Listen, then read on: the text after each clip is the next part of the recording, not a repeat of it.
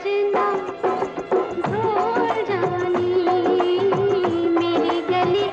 तीखे नैन जो दिल की बातें बयां करें, चुलबुला अंदाज जो दर्शकों के दिलों पर छाप छोड़ जाए। कहीं ढल ना जाए रात, टूट ना जाए सपने, अरे धीरे धीरे।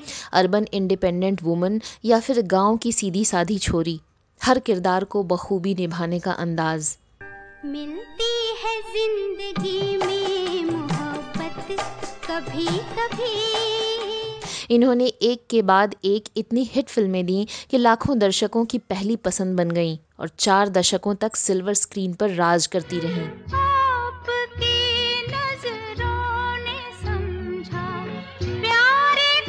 लेकिन क्या आपको पता है कि कुछ ऐसा हुआ कि इन्हें अपने को स्टार एक ही शख्स से 3 बार शादी करनी पड़ी थी।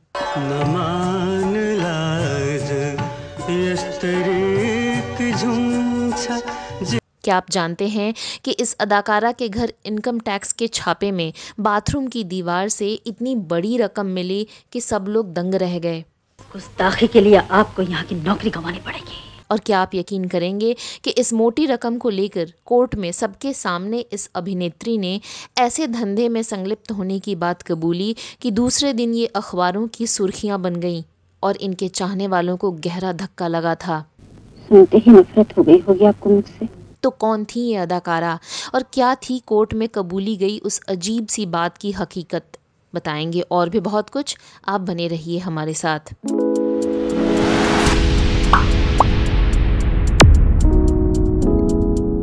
नमस्कार दोस्तों, आप देख रहे हैं बॉलीवुड के रोचक किस्से वेदिका के साथ।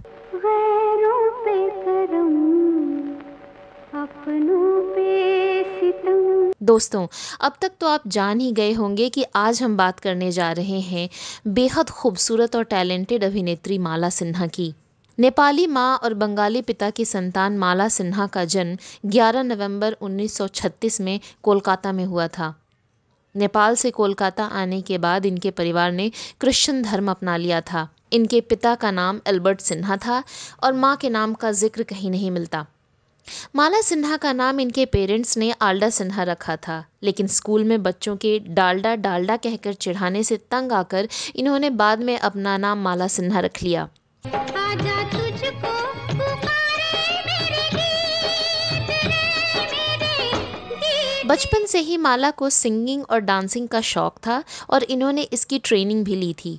म्यूजिक और डांस के साथ साथ माला स्कूल के नाटकों में भी हिस्सा लिया करती थी। स्कूल के एक नाटक के दौरान एक डायरेक्टर की नज़र इनकी एक्टिंग स्किल्स पर पड़ी और उन्होंने इनके पिता को सलाह दी कि माला को एक्टिंग में करियर आजमाने देना चाहिए। पिता ने ये बात मान ली। माला सिन्हा ने एक्टिंग करियर की शुरुआत बाल कलाकार के रूप में एक बंगाली फिल्म जय वैष्णो देवी से की। इसके बाद वो कई सारी बंगाली फिल्मों में नजर आईं। माला ने कुछ दिनों तक ऑल इंडिया रेडियो में बतौर सिंगर भी काम किया, जहां ये सर्टिफाइड सिंगर के तौर पर गाती थीं।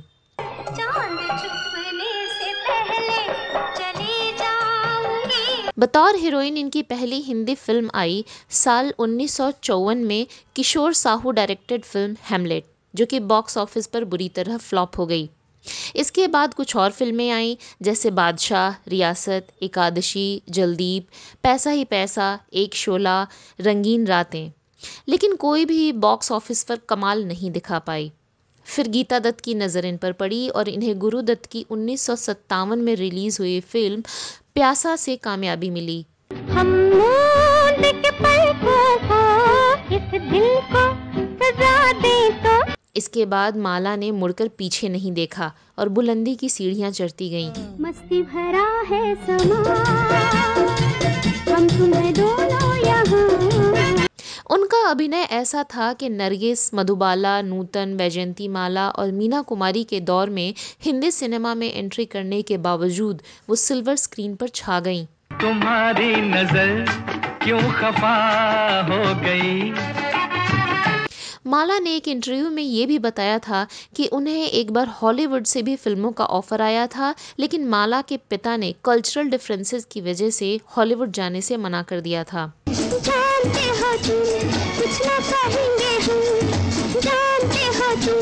साल 1966 में एक नेपाली फिल्म माइती घर की शूटिंग के दौरान इन्हें अपने को स्टार चिदंबर प्रसाद लोहानी से प्यार हुआ और कुछ महीनों बाद इन दोनों ने शादी करने का फैसला किया।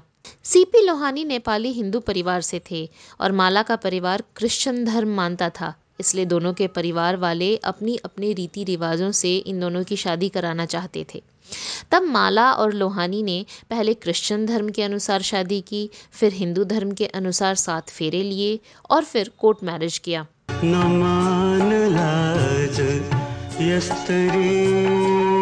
माला और लोहानी की एक बेटी है प्रतिभा सिन्हा। प्रतिभा ने बॉलीवुड में अपनी किस्मत आजमाई पर असफल रही।